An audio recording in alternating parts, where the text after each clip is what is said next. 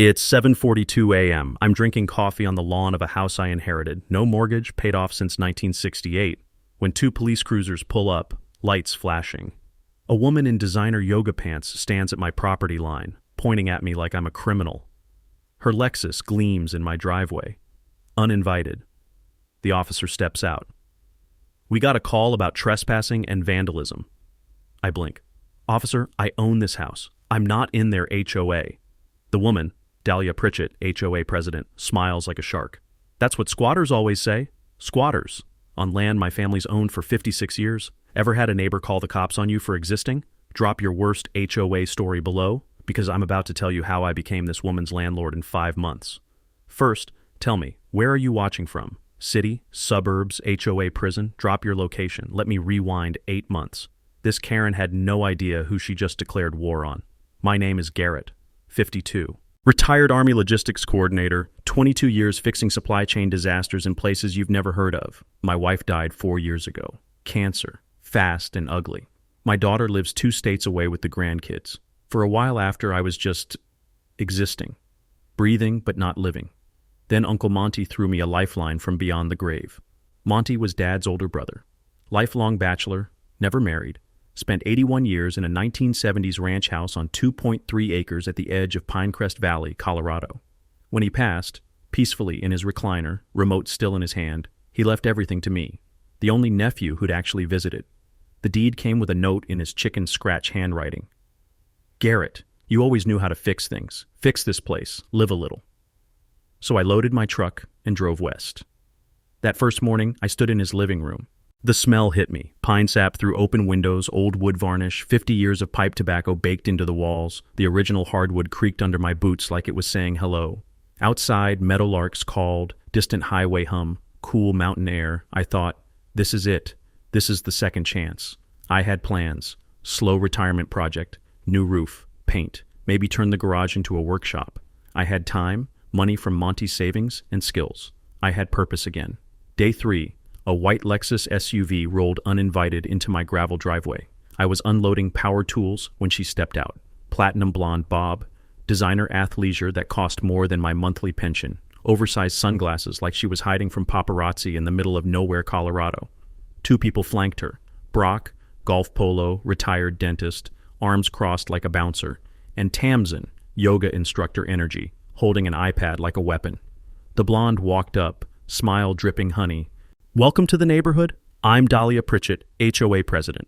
We are so excited to have new blood join our little community." I wiped grease off my hands. "Thanks, but I'm not actually in the HOA. My uncle's property predates the development." Her smile froze. Didn't drop, just froze, like a mannequin. "Oh, sweetie, that's a common misconception. When Pinecrest Meadows incorporated in 1992, all adjacent parcels were automatically enrolled. County records." She handed me a glossy folder. Heavy cardstock, smelled like fresh ink and entitlement. Inside, an invoice. $3,200 in back dues, 2 years worth. $150/month going forward. $750 acclimatization fee. I've read a lot of military contracts. I know extortion when I see it. I'll verify this with a lawyer before paying anything. The honey turned to frost. "That's unfortunate. Our covenants are very clear about non-compliance. I'd hate for you to start on the wrong foot." She pointed at my F-250. "Visible commercial vehicles are prohibited. You'll need to garage that, or it's $200 per day in fines. It's personal. I'm retired. We'll see what the board decides." She turned, heels crunching gravel like breaking bones. "Oh, and mailboxes must be regulation black or forest green. Yours is rustic. Charmingly rustic. Fix it by Friday or add 500 to your tab." Her perfume, aggressive jasmine, the kind that announces I'm expensive and you're not, hung in the air long after her Lexus purred away. I sat on Monty's porch, pulled his 1968 survey map. My lot, Lot 447, Block 12, existed before her precious subdivision. But doubt crept in. What if she was right? Army taught me one thing: never react before you know the terrain. Dahlia just handed me the map. She had no idea I loved maps. Day 6, I walked out to check the mail and found a neon orange violation notice zip-tied to my mailbox like a crime scene tag. Unapproved exterior paint color. The house was original 1970s burnt sienna. Hadn't seen a paintbrush since Carter was in office. Lawn exceeds 3.5-inch height limit. I'd been there 72 hours. It was native buffalo grass, 4 inches tall, the kind that's supposed to grow here. Unauthorized gravel driveway extension.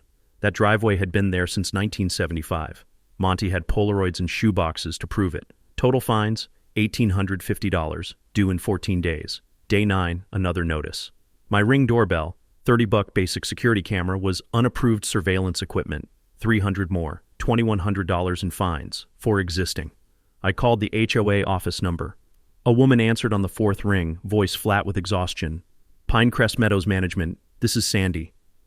Hi, I'm Garrett. I just inherited... Oh, you're the one Dahlia's been talking about.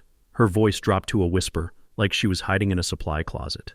Look, between us, she burns through management companies every 8 months. I'm number 4 this year. Get a lawyer, because she's already got hers on speed dial and he's meaner than a snake in a boot. Click. Deadline. Right. Time to do what the Army taught me. Gather intelligence before engaging. The county clerk's office was a 30-minute drive. Fluorescent lights buzzed overhead like angry wasps. The place smelled like old paper, burnt coffee that had been sitting since dawn, and the distinct musk of bureaucracy. I requested the full property records, chain of title, survey maps, HOA incorporation documents, $12 in copy fees, spread everything across a reading table and started cross-referencing. Took me 40 minutes to find it, but there it was. My parcel, lot 447, block 12 of the original township grid, was explicitly excluded in the 1989 Pinecrest Meadows plat. The surveyors had drawn the subdivision boundary around my property like water around a rock. I wasn't adjacent. I was an island they deliberately avoided. Then I found the smoking gun. Dahlia's automatic 1992 enrollment she'd cited with such confidence, complete fiction. The HOA had tried to expand boundaries twice, once in 2003, again in 2011, and the County Planning Board rejected both attempts for procedural failures, incomplete documentation, improper notice to affected landowners, the works. I photographed every page with my phone, built a timeline in a notes app while sitting in that government beige room. My hands were shaking. Not from fear, from anger. This woman had looked me in the eye and lied with the confidence of someone who'd never been challenged. I called Luther from the parking lot. Luther Chen, old Army logistics buddy, now practicing real estate law in Denver. I'd helped him move furniture when his wife left. He owed me, and more importantly, he didn't suffer fools. Garrett, been forever. What's wrong? I sent him the photos while we talked. Heard him scrolling, breath-catching. Jesus, Garrett. You're not just outside their HOA. You never were. She's been knowingly collecting fees from non-members. That's fraud. Criminal fraud. Those fines? They're not worth the paper they're printed on. You could sue her personally for harassment. What's the smart play? Cease and desist. Ignore every fine. If she escalates, we bury her so deep she'll need spelunking gear to find daylight. I drafted the letter that night. Felt good. Felt like I had ammunition. Day 12, before I could even mail it, I came home to find a bright yellow boot clamped on my truck's front wheel. Note under the wiper blade. Vehicle immobilized per HOA Covenant 14.7 C, unpaid fines. Contact office to arrange payment and release. I stood there staring at it. The audacity was almost impressive. Called my buddy Hector, runs a 24-hour locksmith service, also does vehicle unlocks. He rolled up in his van, looked at the boot, then at me. Private contractor boot. I can cut it off, but technically it's not illegal if it's private property enforcement. He squinted at my driveway. Wait, whose property is this actually on? Mine, and she has no authority here. Hector grinned, fired up his angle grinder. Sparks showered the driveway like tiny fireworks. The boot clattered off in 90 seconds. He photographed it for his records. If they come after me, I'll say you called for a stuck lug nut. But Garrett, this lady's escalating. Watch your back. That evening I sat on Monty's porch. The wood railing was rough under my palms, splintered from decades of mountain weather. Cool air rolled down from the Rockies, carrying the smell of pine resin and distant rain. I could hear neighbors 2 houses down grilling, kids laughing. Then Dahlia's white Lexus cruised past. Slow, deliberate surveillance speed. 10 minutes later, it came back the other direction. Funny thing about bullies in luxury vehicles, they always think they're invisible. I finished the cease and desist, added one line at the bottom. P.S. I look forward to clarifying property boundaries at your earliest convenience. Mailed it, certified, return receipt. I gave her an off-ramp. She chose to floor it straight into a wall. Day 15, 7:42 a.m. I was replacing my mailbox, not because Dahlia demanded it, but because the old post was rotting and I had cedar planks and nothing but time. The smell of fresh-cut wood mixed with dew on the grass, clean and sharp. My coffee sat cooling on the porch rail, steam curling up into mountain air. 2 police cruisers rolled up my driveway, lights spinning red and blue across my windows. Officer Martinez stepped out, mid-30s, steady eyes, the kind of cop who'd worked enough domestic calls to smell bullshit from 50 yards. His partner stayed by the vehicle, hand hovering near his radio, like he expected me to pull a rocket launcher out of my mailbox. Across the property line stood Dahlia and her board of directors. Brock, arms folded, trying to look intimidating in a polo shirt that screamed, "I haven't thrown a punch since 1987. Tamsin clutching her iPad like a security blanket. And someone new, 40-something in a suit that cost more than my truck, leather briefcase, expression like he'd just smelled something unpleasant, but was too polite to mention it. Kyle Hendricks, HOA attorney. I'd learned to hate that name real fast. Martinez approached, professional. "Morning. We received a report of criminal trespassing on HOA common property, vandalism of shared infrastructure, and verbal threats against board members. Can I see ID and proof of ownership?" I set down my coffee, pulled my license and property deed from my back pocket. Kept them on me now, lesson learned. Handed them over along with the folder I'd assembled. County surveys, chain of title, my cease and desist letter, everything. Dahlia's voice cut through before Martinez finished reading, pitched loud enough for the neighbors starting to gather. "Officer, this man has been harassing us for 2 weeks, refusing to pay legitimate fees, destroying HOA signage, sending threatening correspondence." Martinez held up one finger without looking at her. "Ma'am, let me review the documents." He radioed dispatch, requested a records check. 2 minutes of static and codes I half remembered from working with MPs overseas. Then the response came through clear. Property registered to Garrett Chen, no HOA covenant in the county lien database, no encumbrances. Martinez looked at Dahlia. His voice stayed level, but I heard concrete underneath. "Ma'am, this is a civil dispute. Mr. Chen is the legal owner, and county records show no HOA jurisdiction over this parcel. You need to resolve this through the courts, not emergency services." "But we have documentation. The bylaws clearly state," "Ma'am." That one word carried the weight of a man who'd explained this exact thing 1,000 times to 1,000 unreasonable people. Calling 911 for a property dispute that isn't criminal? That's misuse of emergency services. I'm documenting this call. If you have a legal claim, file it with a judge. Don't waste our time again. Kyle tried to interject, voice dripping with law school. "Officer, under Colorado Statute 38-33.3, HOA Covenant Authority supersedes." "Counselor." Martinez didn't even turn his head. "Take it to court." By now, a dozen neighbors had materialized. Dog walkers. People heading to work who'd stopped their cars. An older couple on a porch 4 houses down, coffee mugs in hand like they were watching street theater. As the cruisers backed out, I spoke loud enough for everyone to hear. "Just so we're all clear, I sent Mrs. Pritchett a cease and desist because I'm not in this HOA, never was. County records prove it." I looked directly at the neighbors. "If any of you have been paying dues or fines, you might want to verify your property's actually enrolled. The clerk's office is open till 4. Records are public and free." The effect was immediate. Dahlia went pale. Kyle grabbed her arm, hissed something under his breath. 3 people pulled out phones. One older black woman, late 60s, silver hair, sharp eyes, stared at Dahlia with the look of someone who'd just watched a magic trick explained. That woman called me 2 hours later. "My name is Iris. I live on Columbine Drive." Her voice was careful, testing. "I've been fighting your HOA president for 3 years over a fence. She said it violated setback rules, made me pay $12,000 in fines and legal fees before I just gave up. Did you check the county plat?" Long pause. She said it didn't matter. That the HOA had blanket authority under state law and I'd lose in court anyway. My jaw tightened. "That's a lie. Meet me at the county clerk tomorrow morning. Bring everything you have." "Okay," her voice cracked. "Thank you." By midnight, my phone had 4 more voicemails. Jean, Vietnam vet, forced to tear down a workshop that predated the HOA. The Bartolos, young couple, paid $5,000 for a pool renovation they'd never use. I sat on the porch, pine-scented darkness around me, phone glowing with messages, and understood. Dahlia hadn't been working just me. She'd been running a protection racket on the entire neighborhood, for years, in silence, banking on isolation. That silence just shattered.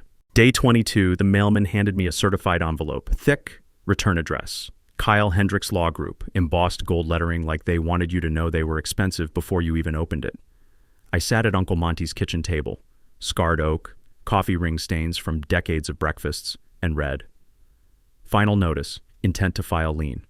They claimed I owed $8,700 now, back dues, fines, and mysteriously spawning legal recovery fees that had appeared like weeds overnight. The letter threatened a property lien within 10 days, potentially forcing foreclosure.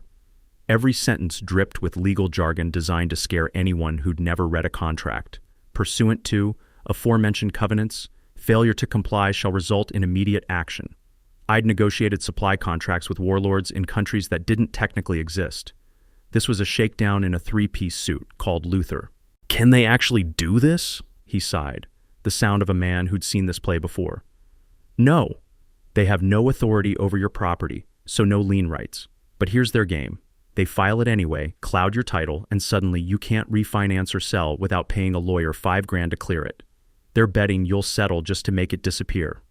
And if I don't? Then it gets ugly. But Garrett, this won't be her last move. Day 24 proved him right. My insurance company sent a letter. Coverage under review. Immediate action required. An anonymous complaint alleged unresolved code violations and ongoing legal disputes, making my property high risk. 15 days to provide documentation or premiums triple. I stared at that letter while my coffee went cold. This wasn't random harassment anymore.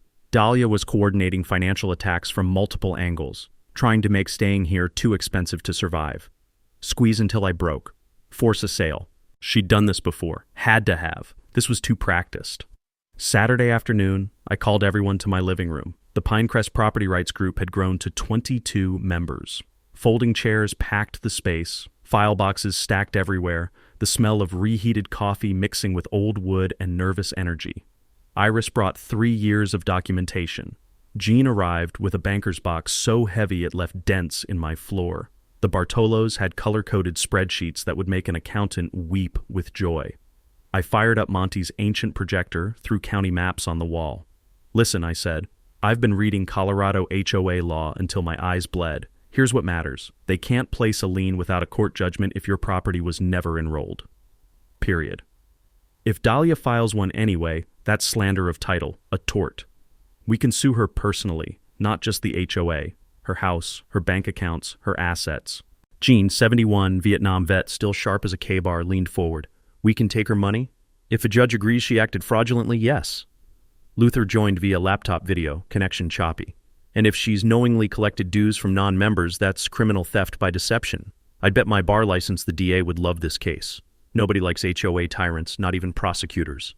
Silence dropped like a curtain. Someone's coffee cup clinked against a saucer, unnaturally loud. Iris cleared her throat. I found something. She pulled out a folder thick as a phone book.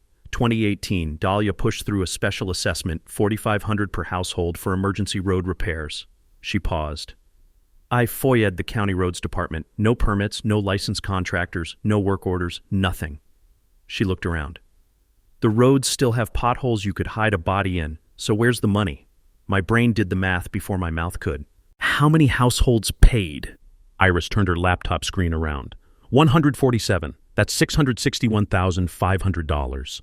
The room exploded, voices overlapping, chairs scraping, Jean standing up so fast his folding chair clattered backward. She embezzled over $500,000? I raised both hands. We don't know for sure, but we will. State law requires HOAs to provide annual financial statements to members. If they refuse, file a complaint with the Division of Real Estate. We request everything. Bank statements, contractor invoices, board meeting minutes, force the light in. 22 hands shot up to vote yes. We dispersed near midnight. I walked Iris to her car under a sky that smelled like coming rain, ozone sharp in the mountain air. Thunder grumbled somewhere over the peaks, low and promising. Her husband's a county commissioner, Iris said quietly. You sure about this? Then we'd better be thorough. Her taillights vanished around the corner. A car sat idling down the street, headlights dark, engine purring like a predator. I started toward it. The white Lexus SUV peeled out before I made it 10 steps. Message received, Dahlia. Now here's mine. I'm not going anywhere. Day 30, Luther's forensic accountant sent her report at 6 a.m. Yolanda. Ex-IRS agent turned private consultant, the kind of woman who probably dreamed in spreadsheets and woke up solving tax fraud for fun. She'd spent 2 weeks excavating public records like an archaeologist digging through financial crime. I opened the PDF at my kitchen table, coffee steaming beside my laptop, morning light slanting through Monty's old checkered curtains. 37 pages of numbers that told a story uglier than I'd imagined. Read it once. Blinked. Read it again to make sure I wasn't hallucinating. Called Luther before 7. Please tell me you're seeing what I'm seeing. Been up since 4. Garrett, this is textbook embezzlement. The findings were almost beautiful in their audacity. The HOA was broke. Nearly $300,000 in debt. Contractors, lawyers, vendors, all unpaid. The HOA checking account had $42.16, enough for maybe 2 bags of pool chlorine. But here's where it got interesting. The management company handling HOA business, Pritchett Property Services, wasn't some neutral third party. Dahlia and her county commissioner husband owned it. They'd been billing the HOA $4,500 a month for administrative consulting, while doing exactly nothing except cashing checks. A perfect closed loop. Collect dues as HOA president, pay yourself as management company, repeat until someone notices. No one had noticed for 6 years. Then I found the smoking gun buried on page 23. That 2018 road assessment, $661,000 squeezed from neighbors for emergency repairs, had been paid to Mountain Vista Improvements. The company was registered to a P.O. box, owner listed as D. Hendricks Properties LLC, dissolved in 2019, 1 year after the money vanished. I cross-checked the business address while my coffee went cold. Mountain Vista Improvements operated from the same office as Kyle Hendricks' law practice, the HOA attorney, who I'd later confirm was Dahlia's second cousin. They'd invented a contractor, paid themselves HOA money, then erased the company like it never existed. I actually laughed. Couldn't help it. The sheer balls of it. That evening, emergency meeting. Core group only. Iris, Jean, the Bartolos, Luther, pixelated on my laptop screen. I projected Yolanda's report on my living room wall, numbers glowing like evidence in a crime drama. They've been running a shell game, I said. Fake companies, ghost invoices, threatening liens to keep money flowing in while they siphon it out the back. Jean's jaw tightened, the look of a man who'd seen corruption before and hated it just as much the second time. We go to the cops, right now. Luther shook his head. White-collar cases take forever. A year, maybe 2 before charges. They'll have time to destroy evidence, dissolve the HOA, declare bankruptcy. We need a faster play. Mrs. Bartolo, sharp, late 20s, worked in finance, leaned forward. What if the HOA just collapses? We stop feeding it money. Then creditors come after homeowners individually, Luther said. You'd inherit Dahlia's debts. Trust me, you don't want that. The room went quiet except for the old house settling, wood beams creaking like they were weighing options too. Yolanda's voice crackled through the speakerphone. There's another angle. The HOA owns common property, pool, clubhouse, gates. But there's a mortgage on it, serviced through a private equity lender. They're 3 months behind. Default territory. The lender could foreclose any day. I felt something click. Who holds the note? Delaware company, but the local servicing agent is D. Pritchett Consulting. Iris's eyes went wide. She's borrowing against HOA property and paying the loan with HOA money? Was paying, Yolanda corrected. Stopped 3 months ago. Luther's grin spread slow across the screen. Defaulted debt gets sold at a discount. Lenders hate foreclosure. It's slow, expensive, messy. I looked around the room, saw understanding dawn on every face. We buy the note, I said quietly, at a fraction of what's owed. Jean barked a laugh. Buy her own debt out from under her? Then we own the collateral, Luther said, the physical property, the leverage. For the first time in weeks, the weight on my chest lifted. Dahlia thought she was untouchable. She forgot I spent 22 years in military logistics. I knew exactly how to cut a supply line. Day 32, War Council time. Not the full group. Too many voices, too much chance someone's cousin mentions it at book club and it gets back to Dahlia. Just the core team. Luther drove up from Denver, smelling like energy drinks and highway coffee. Yolanda joined via video, her background the kind of aggressively beige home office that screamed, I take taxes very seriously.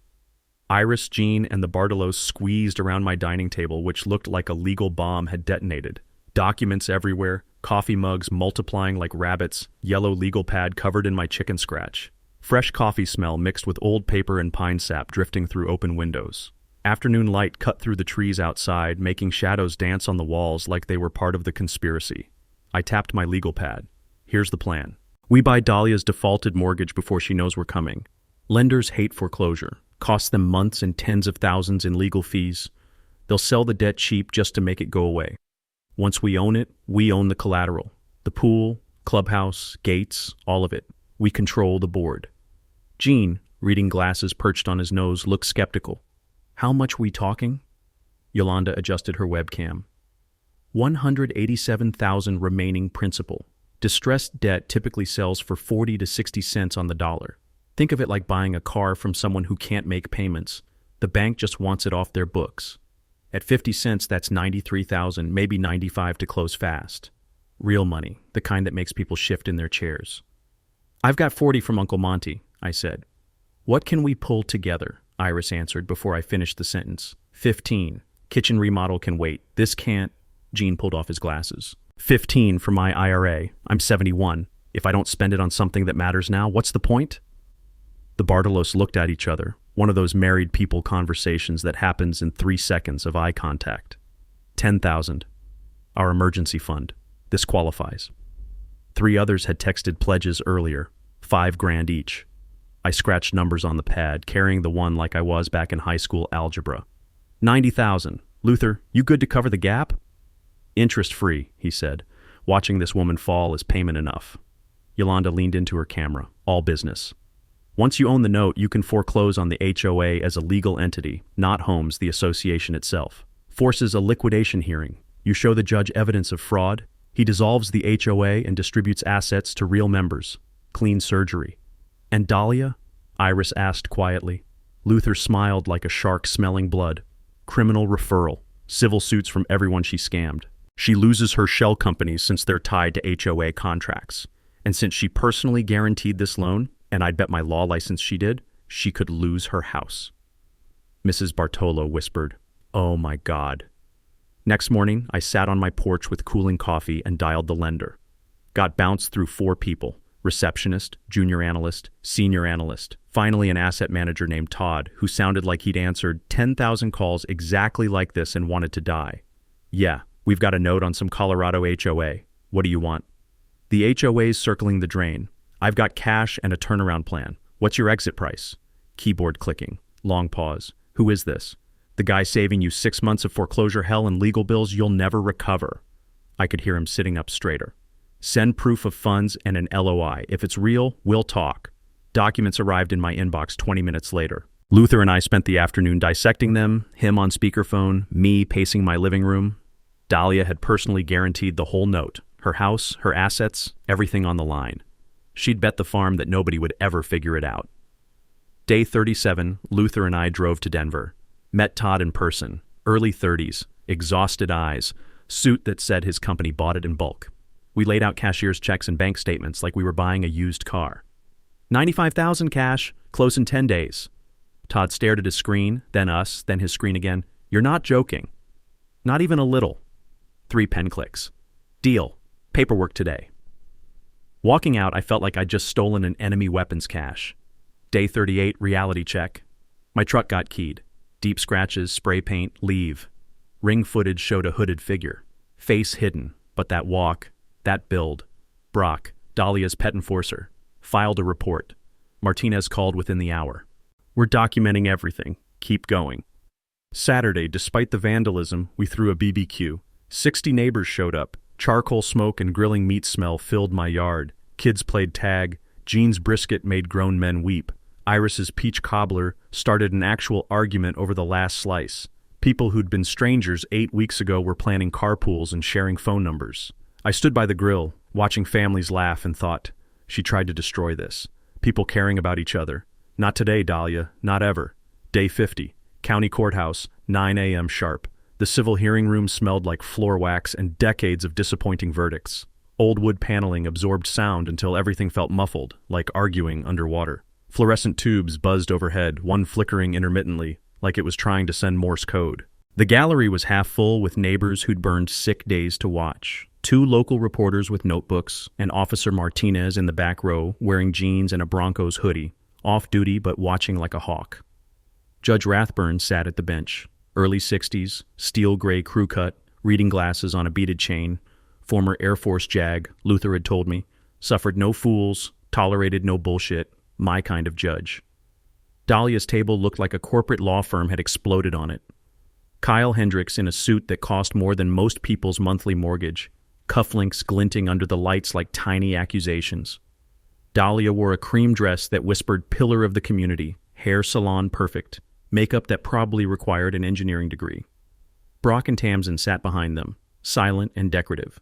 Our side, Luther in practical gray, me in the least wrinkled shirt I owned, Iris and Jean in the gallery radiating grandparent energy that could melt glaciers. Kyle stood, buttoned his jacket like he was about to deliver a TED Talk. Your Honor, Mr. Chen orchestrated a malicious campaign to destabilize a lawfully constituted Homeowners Association. He arrived in our community with the premeditated intent to incite chaos, weaponizing social media to spread defamatory conspiracy theories and harass volunteer board members who serve their neighbors selflessly. He slid a folder to the bailiff with the confidence of a magician who knew the trick would work. Exhibit A. Facebook posts where Mr. Chen makes wild, unsubstantiated allegations of financial crimes. We request the court nullify the special election and bar Mr. Chen from all HOA matters permanently. Judge Rathburn flipped pages, face carved from granite, looked at Luther. Response. Luther stood slowly the way a professor stands when a student has just said something remarkably stupid. Your Honor, Mr. Chen's property was never enrolled in this HOA. The original plat explicitly excludes his parcel. Mrs. Pritchett has been knowingly collecting fees from non-members and threatening fraudulent liens. These aren't conspiracy theories. They're crimes documented in county records. He walked forward with our evidence folder, laid it down like playing a royal flush. Survey maps, title chains, the 2003 and 2011 rejection letters where the county told Dahlia's predecessors to pound sand. We're also introducing financial records obtained via subpoena yesterday. $280,000 in unexplained payments to shell companies Mrs. Pritchett controls. A $661,000 assessment for road work that was never performed. Falsified invoices to contractors who don't exist. Judge Rathburn opened the folder. The room went silent except for pages turning and that one flickering fluorescent trying its best. 3 minutes felt like 3 years. The judge looked up, stared directly at Dahlia. Mrs. Pritchett, can you produce legal documentation proving Mr. Chen's parcel was enrolled in your HOA? Dahlia's smile stayed glued on, but her knuckles went white, gripping the table. Your Honor, it's in our archived files. We can absolutely submit it after today's hearing. I'm not asking about later. I'm asking about now. Do you have it? Kyle whispered urgently in her ear. Her smile developed stress fractures. We're experiencing difficulty locating the original documentation. Rathburn took off his glasses, let them hang on the chain. I imagine you are. Someone in the gallery snorted. Another person coughed to cover a laugh. The reporter's pens scratched faster. Luther moved in for the kill. Your Honor, we have the HOA's complete financial records on this USB drive, delivered yesterday per subpoena. The judge plugged it in, clicked through files while we all collectively held our breath. His expression went from neutral to thunderous in about 90 seconds. Mrs. Pritchett. His voice could have stripped paint. I'm denying your motion. The election proceeds. Furthermore, I'm referring this entire matter to the district attorney for criminal investigation. Embezzlement, fraud, breach of fiduciary duty. Mr. Hendricks, if you knew about these irregularities, lawyer up separately. Kyle went pale as skim milk. The gavel cracked down like a starter pistol. Dahlia shot to her feet, chair screeching, grabbed her purse and power walked out, Kyle trailing like a confused puppy. The hallway erupted with reporters. Mrs. Pritchett, response to embezzlement charges? No comment. High and sharp, the sound of someone who'd just stepped on a rake. Luther clapped my shoulder. Well, that was satisfying. I grinned. Little bit. That night, 11:47, my phone blew up. Neighbors texting, moving truck at clubhouse. I called Martinez, pulled on boots, drove over in time to see Brock and a hired guy loading filing cabinets into a U-Haul like they were robbing a bank in slow motion. Martinez's cruiser lit up the parking lot 6 minutes later. Step away from the vehicle. Now. Frozen. Caught. Beautiful. Everything got impounded. Computers, boxes, even bags of shredded paper they'd been too dumb to actually dispose of. Martinez found me after. She just buried herself deeper. Evidence tampering's a separate felony. Morning news led with the story. My phone didn't stop ringing. Messages from strangers across the country. Can you help our HOA? This was bigger than one neighborhood now. Every clipboard tyrant should have been sweating. Day 55, 5 days before the election. I grabbed my mail and noticed every single mailbox on the street was stuffed with something that hadn't been there an hour ago. Glossy cardstock, 4-color print job, the kind of professional propaganda that costs serious money. Front page, bold red letters. Protect your investment, vote no on the recall. Inside was a masterclass in character assassination. My face, scraped from Facebook, next to bullet points claiming I had a concealed criminal past and was a California transplant, hell-bent on destroying property values and eliminating all community standards. The photos of my property were old shots from before I'd done any work, zoomed and angled to make the place look like a meth house. Bottom of the page, testimonials from longtime concerned residents. I recognized 2 names instantly, Dahlia's sister and her brother-in-law, who lived 3 counties away. That mailer cost at least $4,000 to print and deliver. She was burning through money she claimed didn't exist. My phone started ringing before I made it back inside. Mrs. Linda Chen, no relation, mid-50s, moved here 6 months ago, sounded genuinely distressed. I heard you were dishonorably discharged. My late husband was Army, and he always said that was... Ma'am. I kept my voice level. I retired honorably after 22 years. I have the paperwork. Dahlia's lying because she's desperate. Silence. Then quietly. Oh, she seemed so... sure. Liars always do, it's their best trick. Click. She hung up. 6 more calls by lunch. All newer residents, all spooked by official-looking lies. Dahlia was laser-focused on the undecideds, knowing the longtime neighbors already knew better. Day 56, my phone rang from a number I didn't recognize. This is Tamsin. Can we meet? Not in Pinecrest. I brought Luther. Trust, but verify.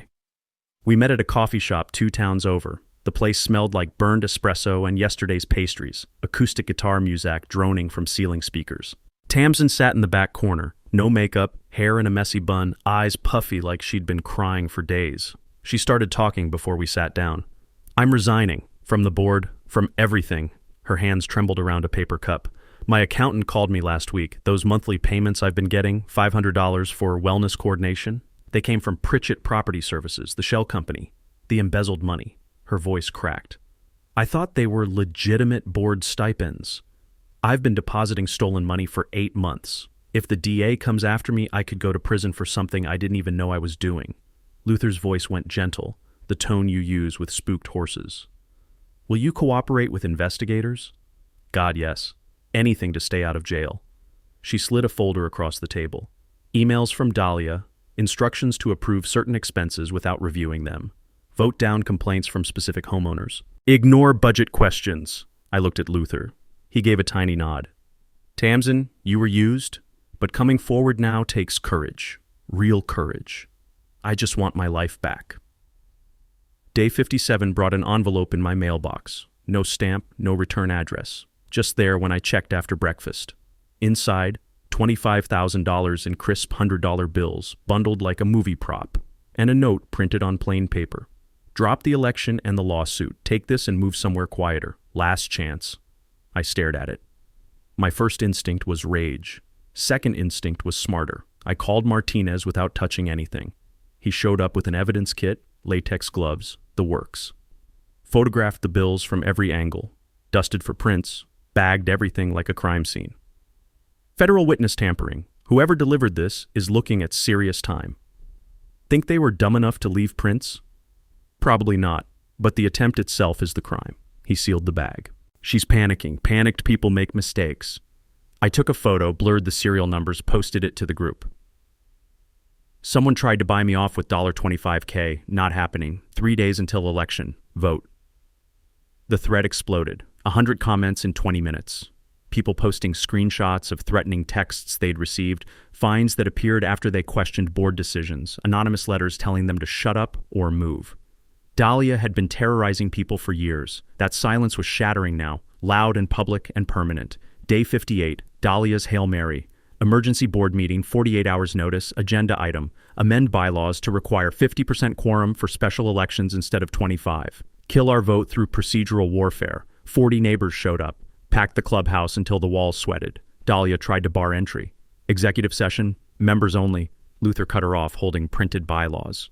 Executive sessions cover litigation and personnel. This is a bylaw vote, public meeting required by statute. Her face went crimson. We're proceeding anyway.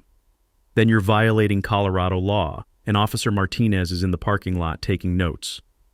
Martinez waved through the window, sitting in his personal truck eating a sandwich like he was watching Netflix. Brock moved to vote. I stood. Point of order, you have 2 board members present. Tamsin resigned yesterday. Your bylaws require 3 for amendment quorum. This vote is invalid.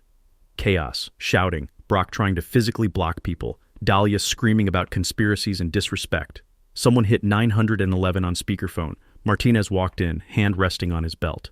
Mrs. Pritchett, proceeding with an invalid vote is a $5,000 statutory violation. Per incident. Dahlia looked at him, at us, at 40 faces that weren't afraid anymore. She screamed, not words, just a primal sound of frustration, then yelled, "Fine, take it all. I'm done with you people." Grabbed her purse, stormed out.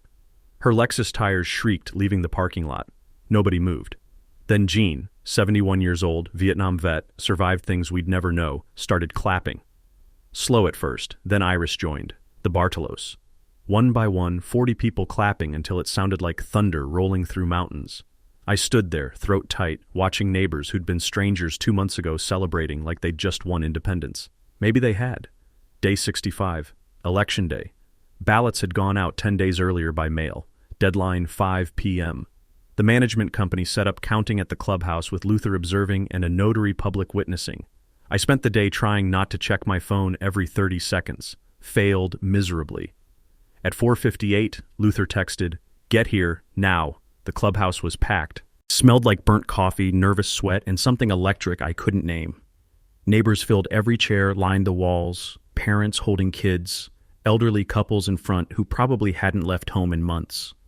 Sandy from the management company stood at a folding table covered in sorted ballots, hands shaking slightly.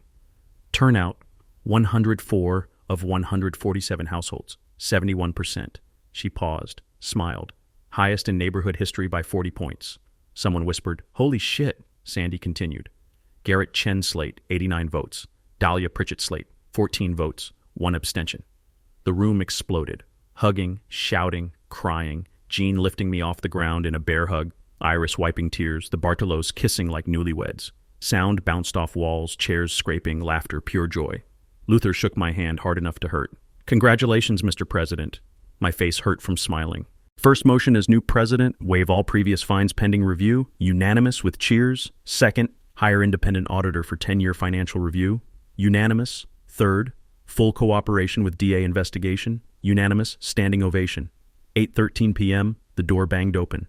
Dahlia stumbled in, hair wild, makeup streaked, dress wrinkled and wine-stained, eyes glassy. She pointed at me with a shaking finger. "You think you won? My husband will destroy you. The county will reject this coup. You're nothing." I stood, voice level. "Mrs. Pritchett, you're no longer on this board. You're trespassing. Please leave." She lunged forward. Brock grabbed her arm. She shook him off, screaming, "I built this place. I protected you. You're all ungrateful."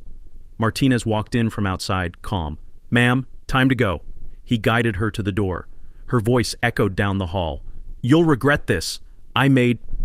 Then silence. 3 seconds later, applause erupted again. Next morning, press conference on the clubhouse lawn. Morning sun through pines, smell of fresh-cut grass. 3 TV stations, 2 newspapers, a Denver reporter. Neighbors formed a wall behind us. I stepped to the borrowed microphone. Iris and Jean flanking me, Luther behind. Yesterday, Pinecrest Meadows voted to take back their community. This wasn't about destroying the HOA. It was about ending corruption and restoring accountability. Cameras clicked. We've identified $280,000 in missing funds. Forensic accountants and law enforcement are tracing every dollar. I held up a document. Last week, I purchased the mortgage on this HOA's common property. Pool, clubhouse, monuments. Here's what happens next. I'm transferring ownership to a community land trust. Elected board, term limits, full transparency. No single person controls this neighborhood again, and we're converting to voluntary HOA within 90 days. A reporter shouted, "That's legal?" Luther stepped up. "In Colorado, when HOA property forecloses, the new owner can restructure. We're making it voluntary. Join if you want services, opt out if you don't."